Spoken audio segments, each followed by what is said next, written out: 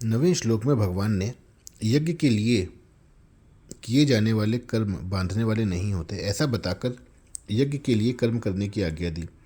उस आज्ञा को ब्रह्मा जी के वचनों द्वारा पुष्ट करके नवें श्लोक में कहे हुए अपने वचनों से एक वाक्यता करते हुए आगे के श्लोक में कर्तव्य कर्म करने और न करने के फल का स्पष्ट विवेचन करते हैं। यज्ञ शिष्टाशिनः संतो मुच्यन्ते सर्व किल विषयी भुजन्ते ते त्वघम पापा ये पचन्त्यात्म कारणात्।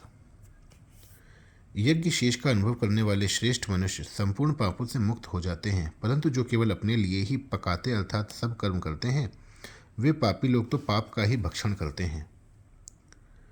व्याख्या।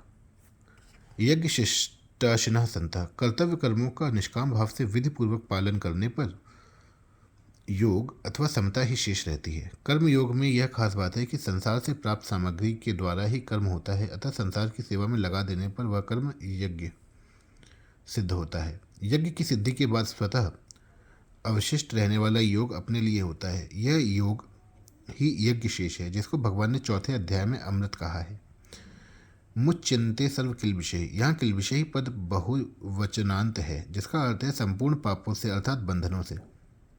परंतु भगवान ने इस पद के साथ सर्व पद भी दिया है, जिसका विशेष तात्पर्य यह हो जाता है कि यज्ञ शेष का अनुभव करने पर मनुष्य में किसी भी प्रकार का बंधन नहीं रहता। उसके संपूर्ण कर्म विलीन हो जाते हैं। संपूर्ण कर्मों के विलीन हो जाने पर उसे सनातन ब्रह्म की प्राप्ति हो जाती है। इसी अध्याय के 9वें श्लोक में भगवान ने यज्ञार्थ कर्म से अन्यत्र कर्म को बंधन कारक बताया और चौथे अध्याय के 23वें श्लोक में यज्ञार्थ कर्म करने वाले मनुष्य के संपूर्ण कर्म विलीन होने की बात कही। इन दोनों श्लोकों में जो बात आई है वही बात यहाँ सर्व किल विषयी पद से कही गई है। तात्पर्य है कि यज्ञ शेष का अनुभव करने वाले मनुष्य संपूर्ण बंधन रूप कर्मों से मुक्त हो जाते हैं। पाप कर्म तो बंधन कारक होते ही हैं, सकाम भाव से किए गए पुण्य कर्म भी बंधन कारक होते हैं। यज्ञ शेष समता का अनुभव करने पर पाप और पुण्य दोनों ही नहीं रहते। बुद्धि युक्तो जता जहातीह उभे सुकृत दुष्कृते। अब विचार करें कि बंधन का वास्तविक कारण क्या है। ऐसा होना चाहिए और ऐसा नहीं होना चाहिए, इस कामना से ही बंधन होता है। यह कामना संपूर्ण पापों की जड़ है, अतः कामना का त्याग करना अत्यंत आवश्यक है। वास्तव में कामना की कोई स्वतंत्र सत्ता नहीं है। कामना अभाव से उत्पन्न होती है और स्वयं में किसी प्रकार का अभाव है ही नहीं और हो सकता भी नहीं, इसलिए स्वयं में कामना है ही नहीं। केवल भूल से शरीर आदि असत पदार्थों के साथ अपनी एकता मानकर मनुष्य असत पदार्थों के अभाव से अपने में अभाव मानने लगता है और उस अभाव की पूर्ति के लिए असत पदार्थों की कामना करने लगता है। साधक को इस बात की तरफ ख्याल करना चाहिए कि आरंभ और समाप्त होने वाली क्रियाओं से उत्पन्न और नष्ट होने वाले पदार्थ ही तो मिलेंगे। ऐसे उत्पत्ति विनाशशील पदार्थों से मनुष्य के अभाव की पूर्ति कभी हो ही नहीं सकती। अब इन पदार्थों से अभाव की पूर्ति होने का प्रश्न है ही नहीं, तो फिर इन पदार्थों की कामना करना भी भूल ही है। ऐसा ठीक ठाक विचार करने से कामना की निवृत्ति सहज हो सकती है। हाँ, अपने कहलाने वाले शरीर आदि पदार्थों को कभी भी अपना तथा अपने लिए न मानकर दूसरे की सेवा में लगाने से इन पदार्थों से स्वतः संबंध विच्छेद हो जाता है, जिससे तत्काल अपने सत्स्वरूप का बोध हो जाता है। फिर कोई अभाव शेष नहीं रहता। जिसके मन में किसी प्रकार के अभाव की मान्यता नहीं रहती, वह मनुष्य जीते जी ही संसार से मुक्त है। अपने लिए कुछ भी चाहने का भाव अर्थात स्वार्थ, कामना, ममता, आसक्ति एवं अपने को अच्छा कहलाने का किंचित भी भाव आत्म कारणात् पद के अंतर्गत आ जाता है। मनुष्य में स्वार्थ बुद्धि जितनी ज़्यादा होती है वह उतना ही ज़्यादा पापी होता है। यहाँ पचंती पद उपलक्षक है, जिसका अर्थ केवल पकाने से ही ना होकर खाना पीना चलना बैठना आदि समस्त सांसारिक क्रियाओं की सिद्धि से है। अपना स्वार्थ चाहने वाला व्यक्ति अपने लिए पकाए अथवा दूसरे के लिए, वास्तव में वह अपने लिए ही पकाता है। इसके विपरीत अपने स्वार्थ भाव का त्याग करके कर्तव्य कर्म करने वाला साधक अपने कहलाने वाले शरीर के लिए पकाए अथवा दूसरे के लिए, वास्तव में वह दूसरे के लिए ही पकाता है। संसार से हमें जो भी सामग्री मिली है उसे संसार की सेवा में न लगाकर अपने सुख भोग में लगाना ही अपने लिए पकाना है।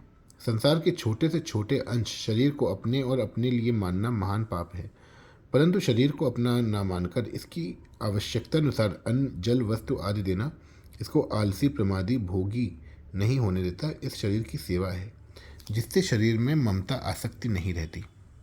मनुष्य को अपने कर्मों का फल स्वयं भोगना पड़ता है, परंतु उसके द्वारा किए गए कर्मों का प्रभाव संपूर्ण संसार पर पड़ता है।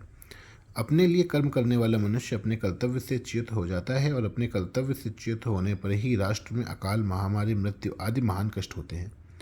अतः मनुष्य के लिए उचित है कि वह अपने लिए कुछ भी ना करे, अपना कुछ भी ना माने तथा अपने लिए कुछ भी ना चाहे। कर्म फल उत्पन्न और नष्ट होने वाली वस्तु मात्र का आश्रय लेना अपने लिए पकाने के अंतर्गत है।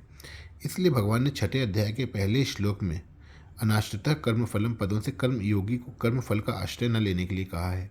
सर्वथा अनाश्रित हो जाने पर ही मनुष्य अपने लिए कुछ नहीं करता, जिससे वह योग में स्थित हो जाता है। भुंजते ते त्वघम पापा, इन पदों में भगवान ने अपने लिए कर्म करने वालों को सभ्य भाषा में निंदा की है। अपने लिए किए गए कर्मों से वह इतना पाप संग्रह कर लेता है कि 84 लाख योनियों एवं नरकों का दुख भोगने पर भी वह खत्म नहीं होता, प्रत्युत संचित के रूप में बाकी रह जाता है। मनुष्य योनि एक ऐसा अद्भुत खेत है जिसमें जो भी पाप या पुण्य का बीज बोया जाता है वह अनेक जन्मों तक फल देता है। अतः मनुष्य को तुरंत यह निश्चय कर लेना चाहिए कि अब मैं पाप नहीं करूँगा। इस निश्चय में बड़ी भारी शक्ति है। सच तो यह है कि परमात्मा की तरफ चलने का दृढ़ निश्चय होने पर पाप होना स्वतः रुक जाता है। परिशिष्ट भाव, मनुष्य के पास शरीर, योग्यता, पद, अधिकार, विद्या, बल आदि जो कुछ है वह सब मिला हुआ है और बिछुड़ने वाला है। इसलिए वह अपना और अपने लिए नहीं प्रत्युत दूसरों की सेवा के लिए है। इस बात में हमारी भारतीय संस्कृति का पूरा सिद्धांत आ जाता है। जैसे हमारे शरीर के सब अवयव शरीर के हित के लिए हैं, ऐसे ही संसार के सभी मनुष्य संसार के हित के लिए हैं। कोई मनुष्य किसी भी देश, वेश, वर्ण, आश्रम आदि का क्यों ना हो, अपने कर्मों के द्वारा दूसरों की सेवा करके सुगमतापूर्वक अपना कल्याण कर सकता है। हमारे में जो कुछ भी विशेषता है वह दूसरों के लिए है, अपने लिए नहीं। अगर सभी मनुष्य ऐसा करने लगें तो कोई भी बद्ध नहीं रहेगा, सब जीवन मुक्त हो जाएंगे। मिली हुई वस्तु को दूसरों की सेवा में लगा दिया तो अपने घर का क्या खर्च हुआ, मुफ्त में कल्याण होगा। इसके सिवाय मुक्ति के लिए और कुछ करने की जरूरत भी नहीं है। जितना हमारे पास है उसी को सेवा में लगाने की जिम्मेवारी है, उससे अधिक की जिम्मेवारी है ही नहीं। उससे अधिक मनुष्य कर सकता भी नहीं। अपने पास जितनी वस्तु, योग्यता और सामर्थ्य है उतनी पूरी सेवा में खर्च करेंगे तो कल्याण भी पूरा ही होगा। वास्तव में शरीर से संसार का ही काम होता है, अपना काम होता ही नहीं, क्योंकि शरीर हमारे लिए है ही नहीं। कुछ ना कुछ काम करने के लिए शरीर की जरूरत होती है। अगर कुछ भी ना करें तो शरीर की क्या जरूरत।